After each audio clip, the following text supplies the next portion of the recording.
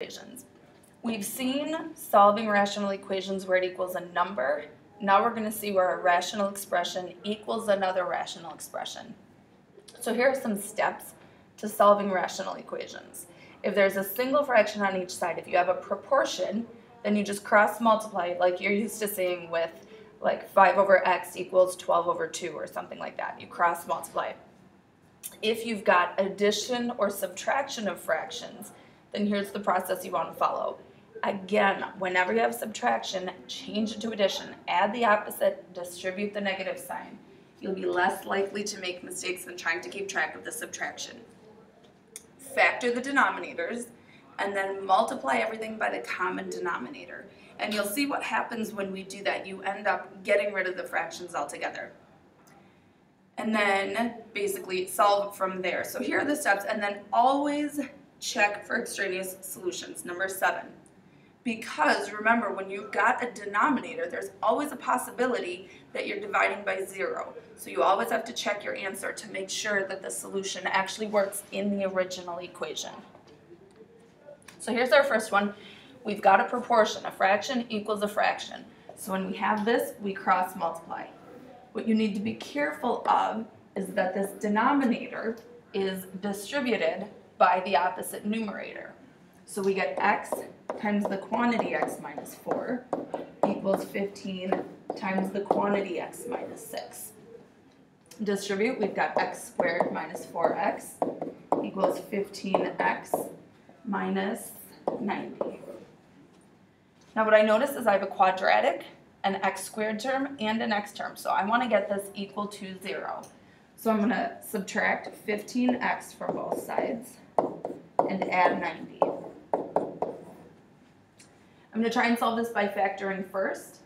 What I notice right away is that 9 times 10 is 90, and 9 plus 10 is 19. They're both negative. So when I set each piece equal to 0, I get x equals 9 or x equals 10. So these are both solutions of the quadratic equation that we have right here. But that doesn't necessarily mean they both work in our original equation. So let's check 9. 9 over 9 minus 6.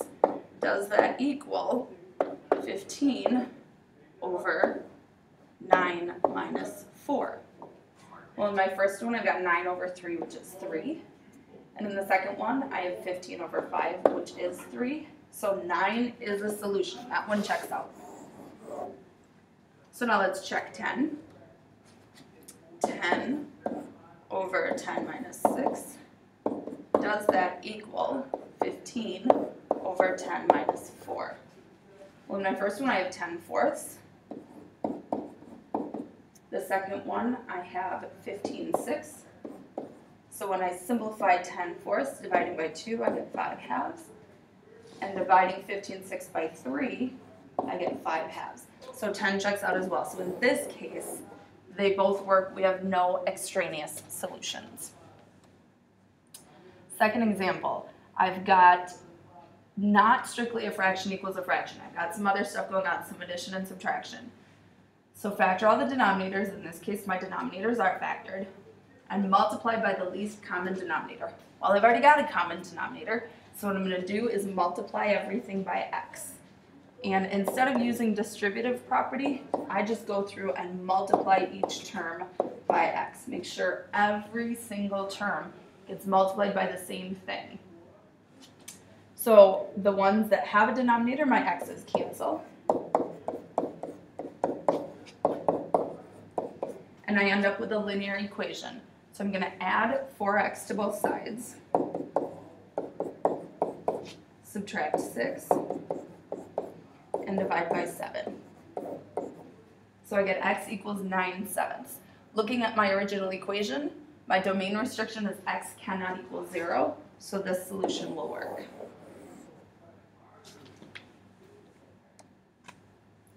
All right, again, we've got fractions plus fractions, so we're going to multiply everything by the least common denominator. So t, 3, and 3t, the least common denominator is 3t. So again, multiply each term by 3t And then cancel what cancels. In my first term, my t's cancel, so I'm left with 3. In my second term, my 3's cancel, so I'm left with t. And in my last term, 3 and t cancel, so I'm left with 8. Now I have a really simple equation. Subtracting 3 from both sides, I get t equals 5. Again, looking at my original problem, my domain restriction is t cannot equal 0. So this one should check out. So now we've got some more complicated fractions. We've got a few more things going on in the denominators. Oops, sorry. Sorry, something's going on with the side of my screen right now. All right, so we factor everything first. So what I notice, of course, is my first two denominators are factored. My second denominator, I can turn into x minus 3 times x plus 3. So the least common denominator is the quantity x minus 3 times the quantity x plus 3.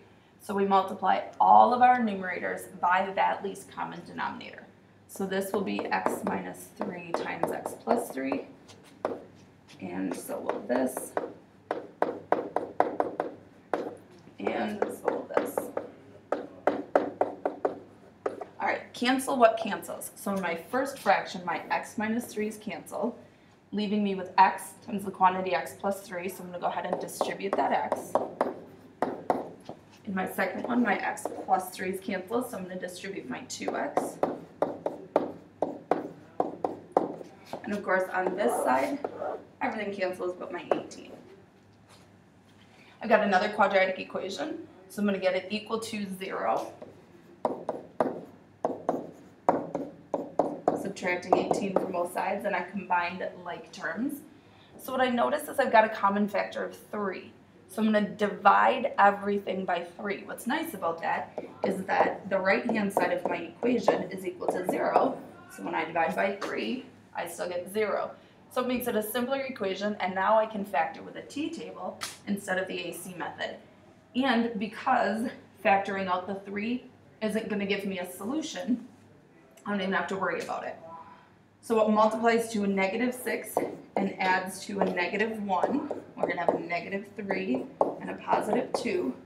So my two solutions are 3 and negative 2. Now, of course, looking at my original equations, I have x minus 3 in the denominator. So x cannot equal 3. So this is what's called an extraneous solution, meaning it is a solution, again, to this equation as well as this equation, but it was not a solution of our original equation before we canceled those denominators. So our only solution would be x equals negative 2. This one is similar to the last one, except for there's a negative, so I'm going to go ahead and skip this one. And there's your assignment, so I will see you in class tomorrow. Have a great evening.